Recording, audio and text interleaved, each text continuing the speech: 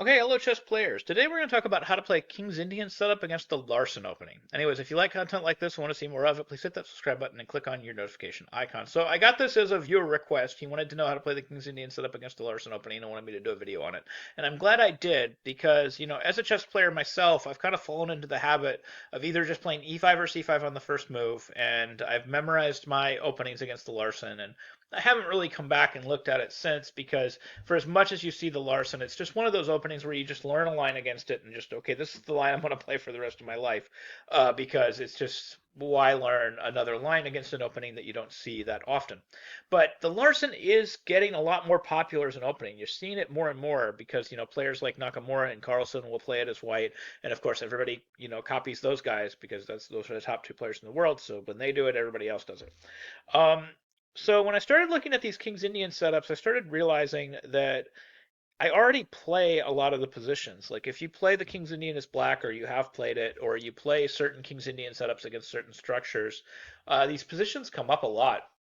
And the handy thing about playing the King's Indian setup against the Larsen is you don't necessarily have to learn a whole new opening. Once you get to your structure, you should know already how to play the middle game if you play it already in other, middle games.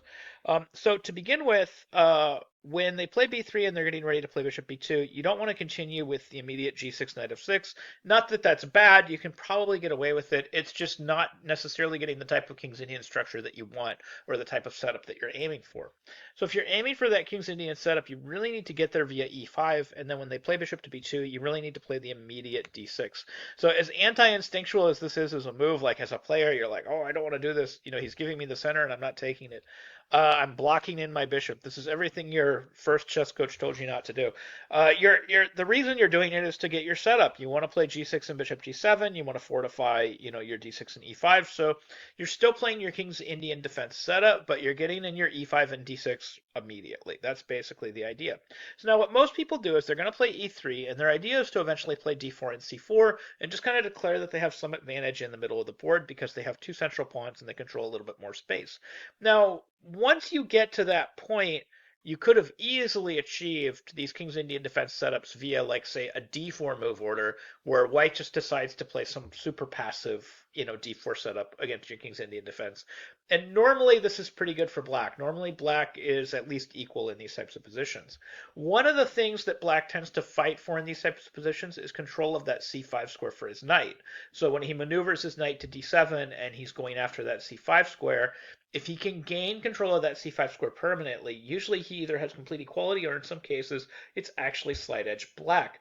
So when white does play d4 and c4, he needs to be kind of careful that he doesn't continue with d4 to d5 and concede that c5 square basically forever and ever to black. When black takes this c5 square, if he can play pawn to a5, etc., he can basically have ownership of that c5 square for quite a while, depending on the situation.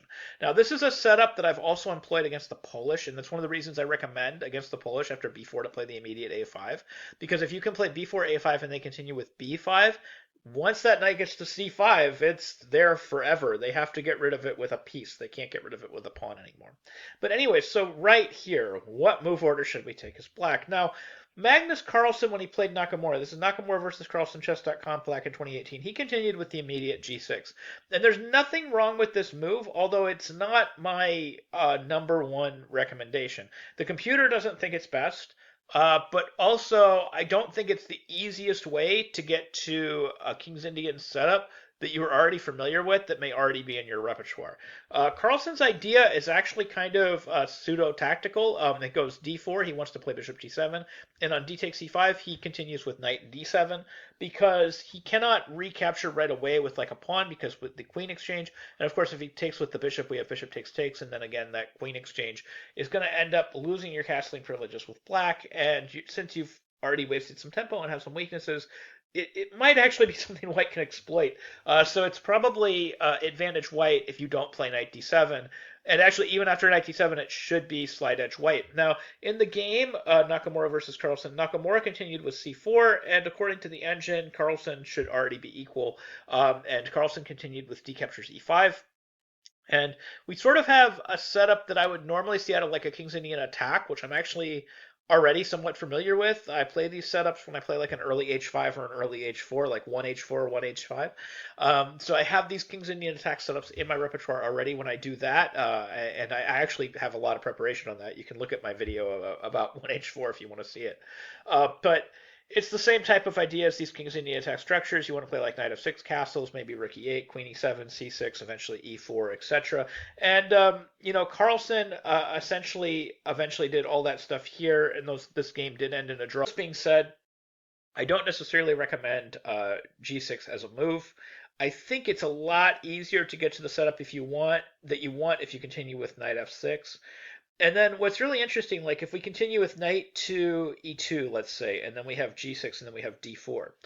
The computer gives e takes d4 is one of the best moves, and actually the computer gives e takes d4 against the immediate d4. E takes d4 just right away here is one of the best moves. And of course, the idea behind it here is that we haven't committed this knight to either d7 or c6.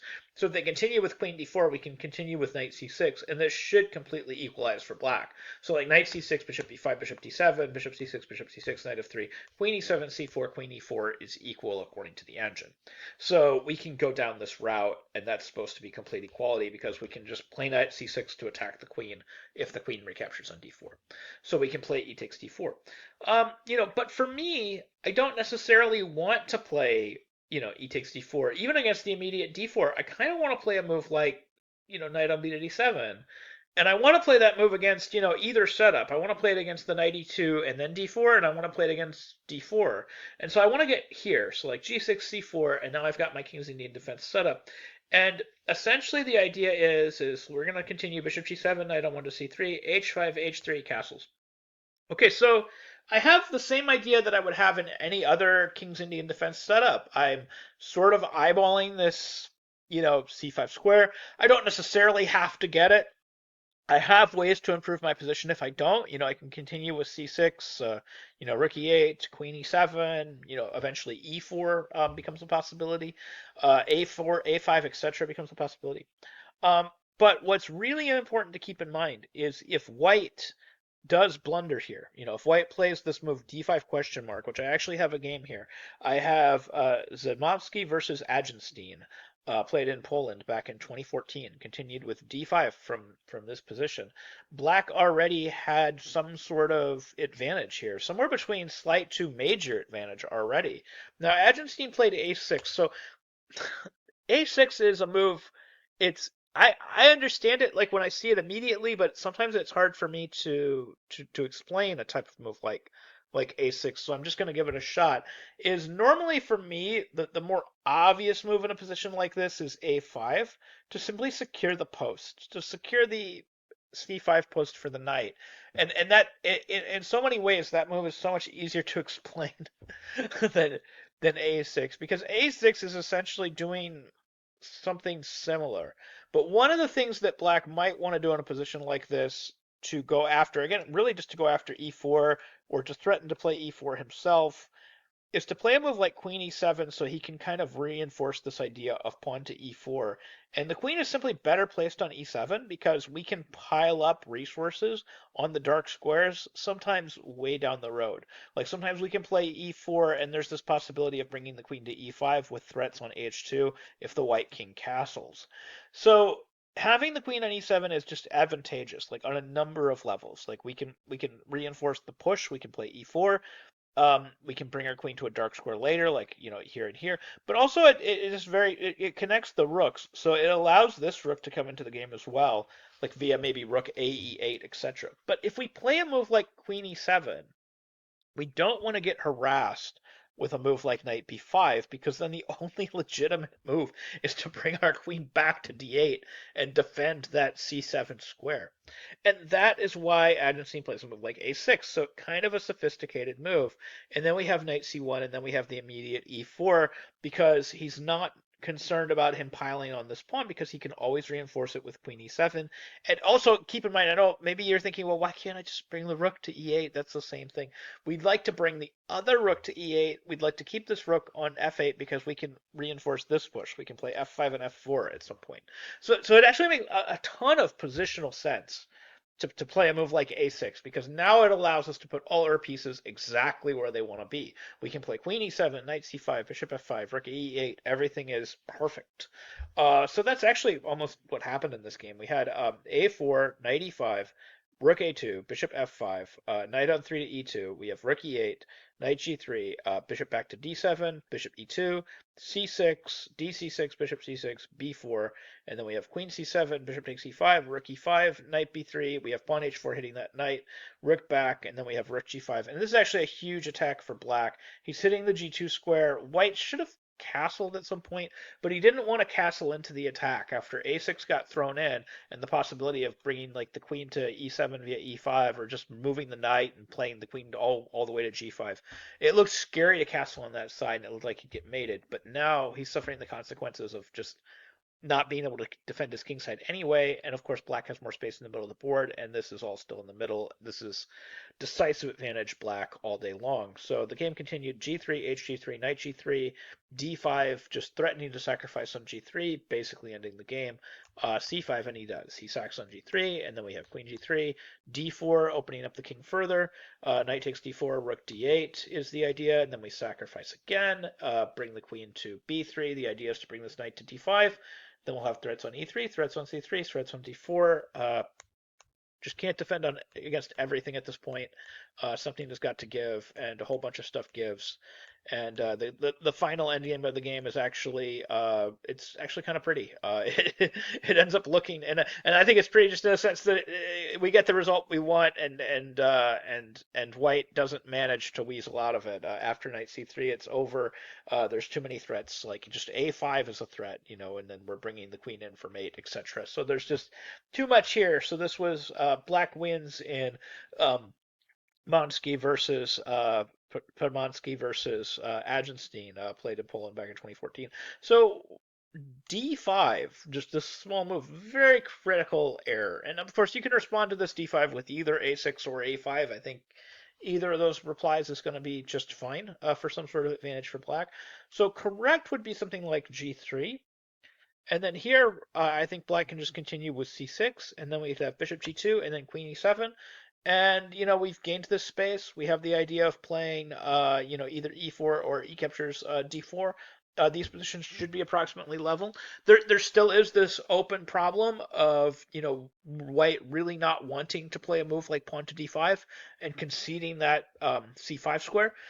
So we still have all of these similar issues that exist within the position that white needs to be cautious about.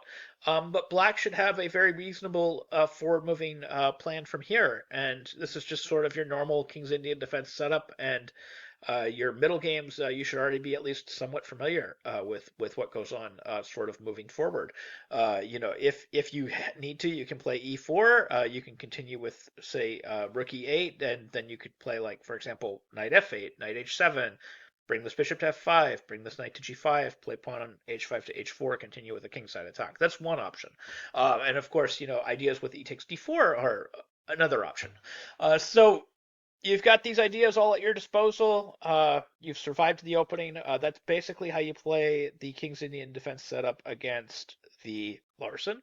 You begin with pawn to e5, and then you play pawn to d6. And then at this point, you do have the option after e3, you have the option of playing the immediate g6 and going for this kind of cutesy tactical idea of bringing your knight to d7 and playing the setup this way by, intending to sort of recapture with the pawn.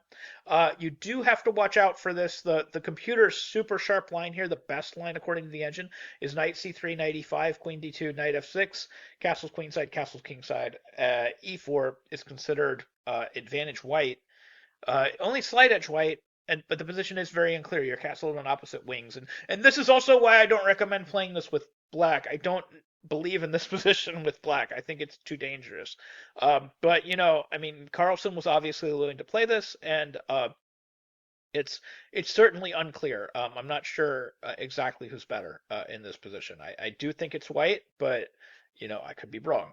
So, I mean, it is an unclear position and it might be worth playing, but I certainly wouldn't hazard it. And that's one of the main reasons I recommend against g6. I would prefer to play a move like knight f6 and then on d4 just play knight d7, or we could reach it via transposition. You could have easily just knight e2, g6, d4, and then instead of e takes d4, you can essentially get to the exact same position again by playing knight d7. We can get to this exact same position via transposition. We don't necessarily have to play e takes d4 in a position like this. Anyways, I hope you found this video helpful. Hope you learned something new about chess, and I hope you can use some of these ideas in your own games. Thank you very much for watching.